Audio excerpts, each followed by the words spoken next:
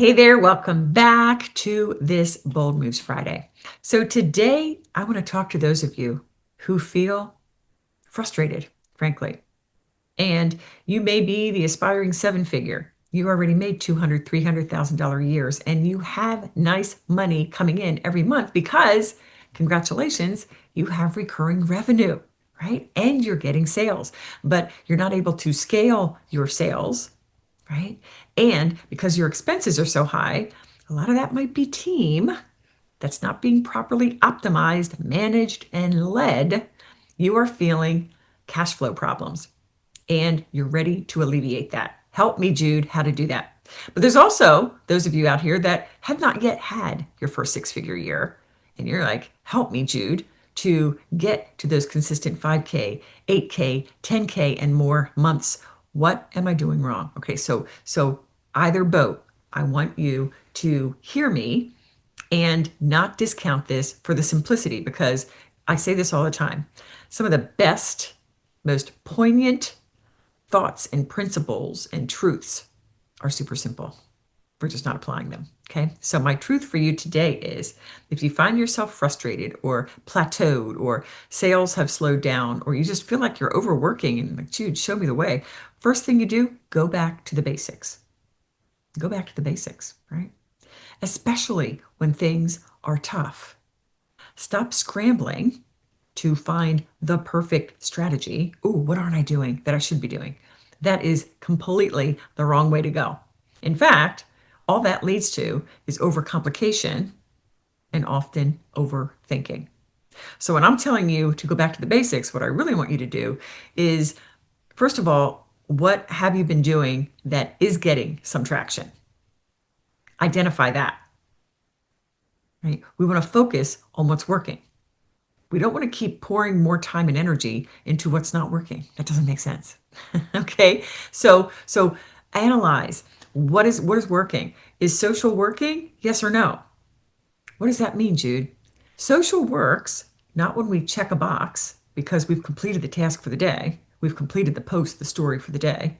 Social is working when it's bringing in leads, when people are raising their hand saying, hey, tell me more, or commenting, right? Or something like that, where you're able to see that they're engaging with your content. And even more than that, social is working when clients are produced from your social. And so I can hear you out there. I'm busting my tail on social and it's crickets. Well, did you know that there are seven-figure entrepreneurs right now who, if you look at their social, doesn't look like anything. And yet they're producing leads and sales from it. Okay. That's what I'm talking about. So you might be one that has 10,000 followers and yet clients aren't coming from your social. If that's you, I want you to really think about that. Like, does that even make sense for me to continue to pour into that when instead this other strategy over here, maybe it's podcast guesting, maybe it's YouTubing, maybe it's, I don't even know what, networking, referrals, they all work. Okay. Whatever is working, lean into that. Do not allow yourself to feel compelled to do the trending strategy of the week or the month or the year. Okay. If something is working, if challenges work for you, keep going, baby. Okay. And if live webinars work for you, don't stop doing that. I don't care who says do something else, right? We're smart CEOs. So I encourage you, go back to the basics. Examine, analyze, assess what is working right now. I'm going all in on that. Because you may have heard that I'm all about the 4-day work week. Work 6 hours a day, 4 days a week, and you will get not only to six figures, you can absolutely get there to seven figures. Of course, you can't do that alone. You need a team, but that's left for another training. By the way, if you'd like Jude, how do I do that? I want to understand about this 4-day work week. Go ahead and type in the word for below, and we'll drop the link for that training. It's absolutely free. So what else? We're talking about leaning in on what's working. Okay. And there's another thing. We need to, part of that is editing out what's not working. What can I stop doing? As I'm recording this, it's early June. Summer is upon us. We don't want to grind. We don't want to do things that aren't productive, right? So this is my work with my clients where what are you doing? What's working? We look at the data. We don't just go by our feelings and we say, okay, this is doing it. And so we can let that go so that we can spend time and effort on this. Does that make sense? Okay, so we're simplifying. We're taking things away. We're not adding to. Okay, that's just overworking, and burnout is sure to come. Okay, what else? It is so important to have fun in your business. Okay, have fun. And you're like, Jude, I can't have fun when I got bills to pay and I got pressure. Ladies, you must take off the pressure. Well, Judy, what do you mean? I've got creditors and I've got a team that I need to pay and I really should pay myself and my husband's barking in my ear. When's this thing, gonna really take off like you said for the last how many years? Here's the deal. When we operate from that place of pressure and fear, you're not going to make good decisions. You're not going to show up in your power. I feel so in my power right now, regardless of the fact that I've got, this is the way I was born, and the fact that I'm not in my home, I'm in my sister's home. And so I'm in literally a playroom. Do you want to see this? But I'm showing up in my power. Why? Because I know you need this message. You're doing too much. You're putting too much pressure on yourself. So, what if you knew that at the end of this month, whatever month you're watching, what if you knew that at the end of that month, you would have your best month ever? How would you show up? Think about that. You see, we have to be confident and go first. We have to believe ahead of time. Hello, Christians who believe that with God nothing is impossible? Are we living that out? Do you know that clients could drop unexpectedly reaching out? Clients do that for me all the time. Hey, Jude. I was like, wow, you weren't even on my radar. How did you hear about me? Okay. We need to be joyfully expectant as we do our work. And we need to operate in the supernatural from a place of calm, confidence, and certainty so that we are expecting great things to happen.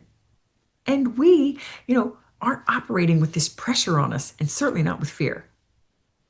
In I forget Timothy, first or second Timothy, I think it's second Timothy 1:7. We have the spirit of power, not the spirit of fear. And it's about darn time that we operated in that energy, that knowing. Again, it goes back to my authority. I know I'm in demand. I know I am. Do you? Do you show up like that? Are you concerned about your competitors? Do you even think you have competitors? This is all the mind stuff that definitely impacts your results. Okay. So, last thing for you today, follow the process. What do I mean?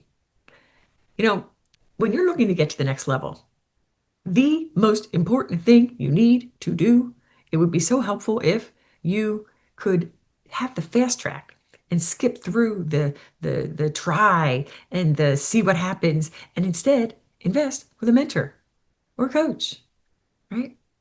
So that you could have somebody to bounce ideas off of and talk through strategy, right? And those of you that have a coach, are you following the process? Or are you thinking, well, actually, I can skip step one and I'll go straight to step two?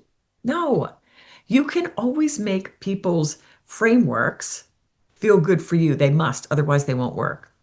But what you can't do is skip steps. For example, there are 4 simple steps to my Peaceful Profits methodology. Skip one and it ain't gonna work. You must follow the process. So those of you who've invested in coach, are you going all in? Are you believing that that process works? I sure hope so. And are you bringing questions to the coach? And can I say demanding answers? See, one other thing that I've been thinking about this morning when I was putting on my makeup is I don't kick the can. Okay.